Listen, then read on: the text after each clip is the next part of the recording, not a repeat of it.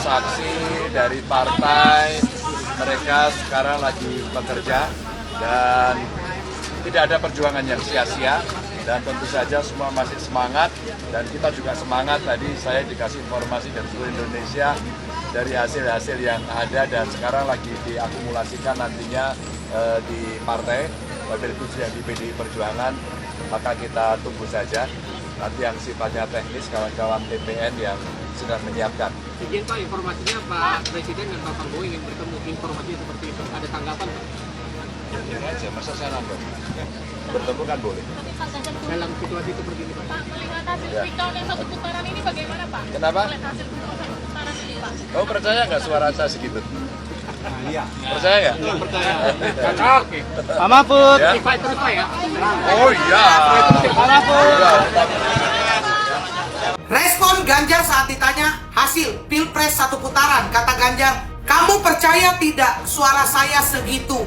Saya masih ingat apa yang Anda katakan kepada Pak Prabowo. Kata Anda ketika Pak Prabowo tidak siap, lebih baik tidak usah debat."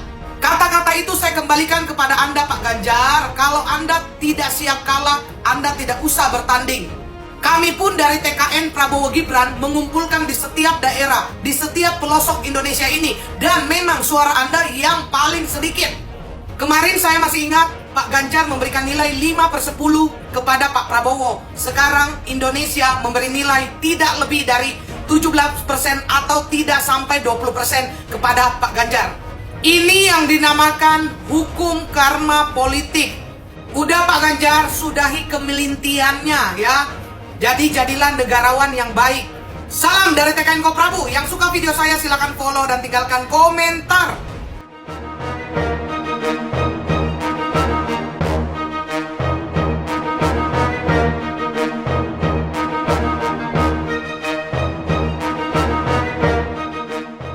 Pemungutan suara Pilpres 2024 telah dilaksanakan Rabu 14 Februari 2024.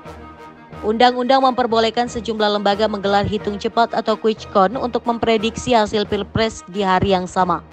Hasil resmi Pilpres sebenarnya baru bisa diketahui sekitar sebulan setelah pemungutan suara, namun Undang-Undang Pemilu memperbolehkan quick count. Mahkamah Konstitusi atau MK melalui putusan 24/PUU/F11/2019 mengatur quick count boleh disiarkan 2 jam setelah selesai pemungutan suara. Dalam hal ini terdapat setidaknya 6 lembaga survei yang dapat menampilkan hasil quick count. Hasil quick count bisa diakses di situs cnnindonesia.com baik di versi desktop, mobile, atau aplikasi.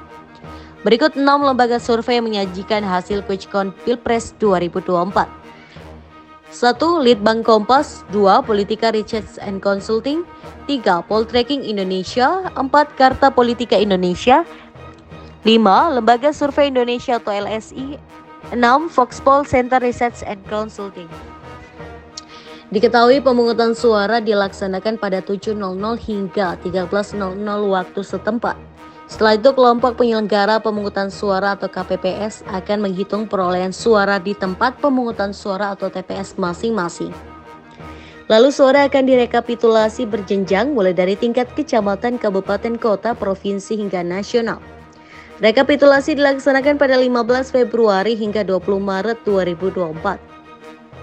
Pilpres 2024 diikuti oleh 204.807.222 orang pemilih. Pemungutan suara Pilpres dilakukan bersamaan dengan pemungutan suara pemilihan anggota DPR RI, DPD RI, DPRD Provinsi, DPRD Kabupaten Kota. Di unit analisisnya adalah pemilih yang menggunakan hak pilih di TPS yang terpilih sebagai sampel. Dan itu jumlahnya nggak main-main. Beda dengan survei yang 1.200 sampai 2.000.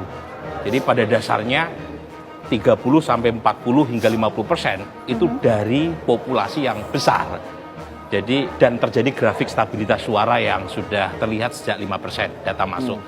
Jadi kemungkinan besar tidak ada perubahan yang berarti, tetapi lagi-lagi atas nama kerendahan hati kita untuk menunggu lebih sabar, data masuk lebih banyak, dan tentu saja nunggu data ofisial dari KPU. Sepertinya kita sudah punya presiden baru. Baik.